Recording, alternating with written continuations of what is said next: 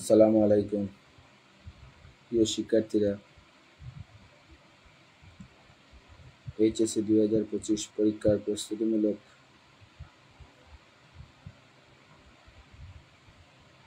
প্রস্তুতি উপলক্ষে আয়োজিত এই ধারাবাহিক ক্লাস কার্যক্রমে আজকে আমি তোমাদের মাঝে হাজির হয়েছি ক্লাস নাম্বার 4 নিয়ে। যদিও এটা আমি লেকচার 1-এর অন্তর্ভুক্ত রেখেছি।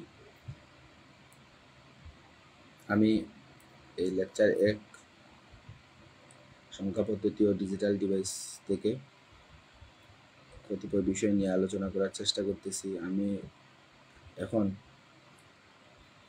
অধ্যায় 3-এর সংখ্যা পদ্ধতি নামক চ্যাপ্টার থেকে সংখ্যা পদ্ধতি নামক চ্যাপ্টারের একেবারে শেষের যে টপিকস 2-এর পরিপূরক পদ্ধতি সাহায্যে কোনো একটা বিয়োগ অঙ্ককে যোগের মাধ্যমে করার প্রক্রিয়াটি তোমাদের মধ্যে তুলে ধরার চেষ্টা করব। অলরেডি আমি আমার গত লেকচারে দেখিয়ে দিয়েছি আসলে কিভাবে কোনো একটি ঋণাত্মক সংখ্যাকে বাইনারিতে প্রকাশ করা হয়। আর কোনো একটি ঋণাত্মক সংখ্যার মান বাইনারিতে প্রকাশ করার জন্য যে পদ্ধতি ব্যবহার করা হয় সেই পদ্ধতির নাম হচ্ছে 2-এর পরিপূরক পদ্ধতি। এখন আগামী পরীক্ষাতে যখন সৃজনশীল আসবে সেই সৃজনশীলগুলোতে কতিপয় বিয়োগ দেয়া থাকবে, বিয়োগ অঙ্ক দেয়া থাকবে। আমাকে প্রশ্নে বলা হবে যে আমি উল্লেখিত বিয়োগ অঙ্কটিকে যোগের সাহায্যে করার জন্য অথবা 2-এর পরিপূরক পদ্ধতিতে করার জন্য।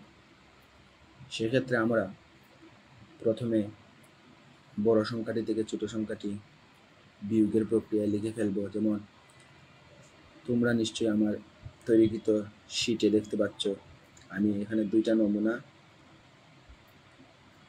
প্রশ্ন উপস্থাপন করেছি। 1 নম্বর প্রশ্ন দেখা যাচ্ছে এখানে আছে 254 মাইনাস 127।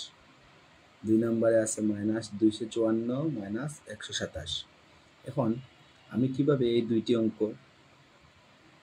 বিয়োগ অঙ্ক যোগের সাহায্যে করব,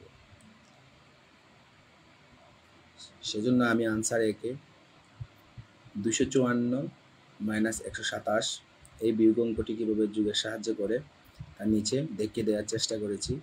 প্রথমে আমরা 254 মাইনাস 127 বিয়োগটি লিখে ফেলব। তারপর আমি 254 লিখে এখানে একটা প্লাস চিহ্ন দিয়েছি এবং ব্র্যাকেটের মধ্যে মাইনাস 127